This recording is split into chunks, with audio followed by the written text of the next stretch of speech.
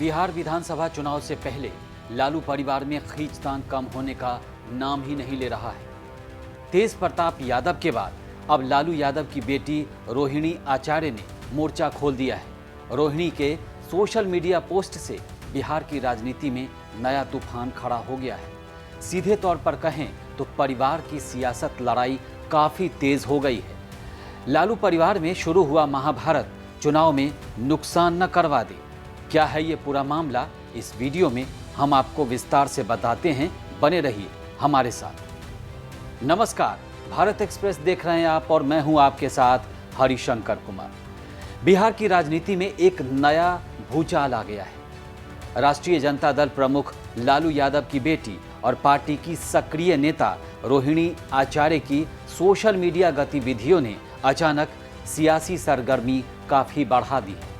19 सितंबर 2025 यानी कल रोहिणी ने एक पोस्ट किया था जिसमें परिवार और पार्टी के भीतर नई चर्चाओं को जन्म दे दिया। आपको बता दें कि शुक्रवार को उन्होंने अपने एक्स अकाउंट पर रोहिणी ने एक भावनात्मक संदेश साझा किया।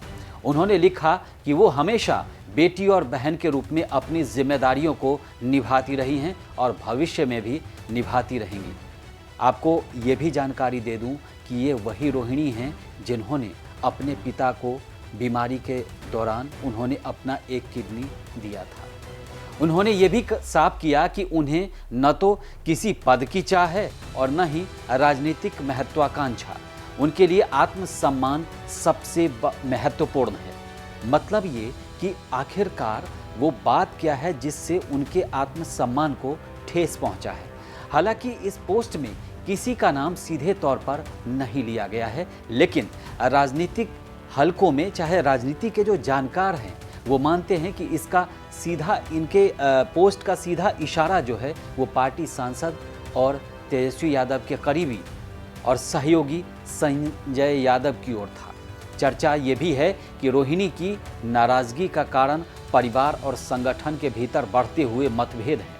ये विवाद इसीलिए भी सुर्खियों में आया क्योंकि इससे पहले लालू के बड़े बेटे और पूर्व मंत्री तेज प्रताप यादव ने भी बिना नाम लिए संजय यादव को जयचंद कहकर हमला बोला था। रोहिणी का ये पोस्ट जैसे ही वायरल हुआ वैसे ही राजनीतिक और मीडिया जगत में इसे लेकर अटकलों का बाजार गर्म हो गया।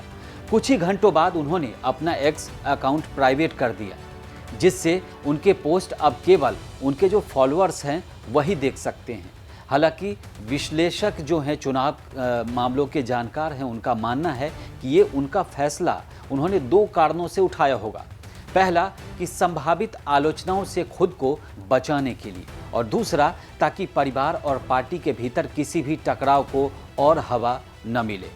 सोशल मीडिया पर रोहिणी के इस फैसले को लेकर लोगों ने अलग अलग अपनी राय रखी है। समर्थकों का कहना है कि ये उनका व्यक्तिगत अधिकार है और उन्होंने समझदारी दिखाते हुए विवाद से बचने का रास्ता चुना। वहीं आलोचकों का मानना है कि अकाउंट प्राइवेट करना दरअसल मतभेदों को छुपाने की कोशिश है, जिससे पार्टी में अंदरूनी खींचतान की आशंका और बढ़ जाएगी और बढ़ भी गई है। फिलहाल तो बिहार में विधानसभा चुनाव काफ़ी नज़दीक है और ऐसे समय में लालू परिवार के भीतर की हर गतिविधि मीडिया और जनता की निगाह में है और विपक्ष भी इस पर नज़र रखता है। विशेषज्ञों का कहना है कि इस तरह के विवाद आरजेडी की छवि और चुनावी रणनीति पर असर डाल सकता है। पार्टी की राजनीति लंबे समय से यादव परिवार के इर्द गिर्द घूमती रही है, आसपास घूमती रही है। ऐसे में रोहिणी जैसे अहम सदस्य का अचानक नाराज होना दिखाता है कि पार्टी के लिए ये चीज़ें चुनौती हो सकती हैं, पार्टी को इससे परेशानी हो सकती है। रोहिणी के पोस्ट ने ये सवाल तो खड़ा कर ही दिया है कि क्या आरजेडी के भीतर वाकई मतभेद गहराते जा रहे हैं। हालांकि उन्होंने सीधे तौर पर इस मुद्दे पर कोई और बयान नहीं दिया, लेकिन उनके कदमों से साफ है कि वो फिलहाल सार्वजनिक रूप से विवाद को आगे नहीं बढ़ाना चाहती।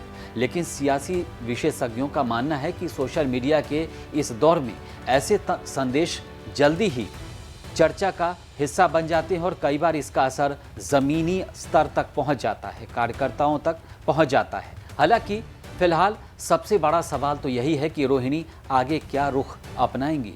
क्या ये दोबारा अपने विचार सार्वजनिक रूप से साझा करेंगी या फिर खुद को राजनीति से कुछ समय के लिए दूर रखेंगी? साथ ही आरजेडी नेतृत्व इस मामले पर क्या रणनीति अपनाता है, ये देखना भी दिलचस्प होगा। कुल मिलाकर रोहिणी आचार्य का एक साधारण सा सोशल मीडिया पोस्ट बिहार की सियासत में बड़े विवाद को जन्म दे चुका है। ये घटना ये भी दिखाती है कि आज की राजनीति में नेताओं की ऑनलाइन मौजूदगी कितनी अहम हो चुकी है और एक छोटा सा बयान भी पूरे राजनीतिक परिदृश्य को प्रभावित करने की क्षमता रखता है।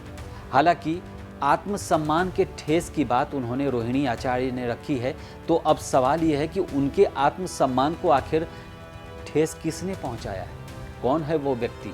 क्या ये पूरा मामला, क्योंकि उन्होंने अपना जो है वो प्राइवेट कर दिया है, सोशल मीडिया का जो पोस्ट था, तो दूसरे लोग नहीं देख पाएंगे, जो फॉलोअर्स हैं उनके वही देख पाएंगे। तो अब सवाल ये उठ रहा है कि ये परिवार के भीतर का मामला तब नहीं रह जाता जब आप किसी चीज़ को सोशल मीडिया में लेकर के जाती हैं, क्योंकि परिवार में अगर सुलह नहीं हुई है तभी तो आप सोशल मीडिया में लेके गई हैं।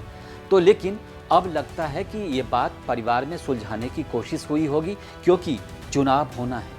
अभी घोषणा तो नहीं हुई है, लेकिन चुनावी रण सामने दिख रहा है और इस दौरान अगर घर में महाभारत होता है तो नुकसान यकीनन आरजेडी को होगा और विपक्ष की भी नज़र रहती है और आपसे जुड़े जो लोग होते हैं, इस पार्टी से जुड़े लोग जो होते हैं वो भी इन चीज़ों पर नज़र रखते हैं।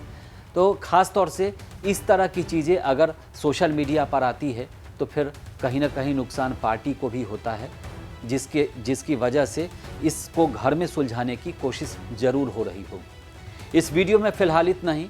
देश और दुनिया की ताज़ा तरीन खबरों के लिए देखते रहिए भारत एक्सप्रेस डिजिटल। नमस्कार।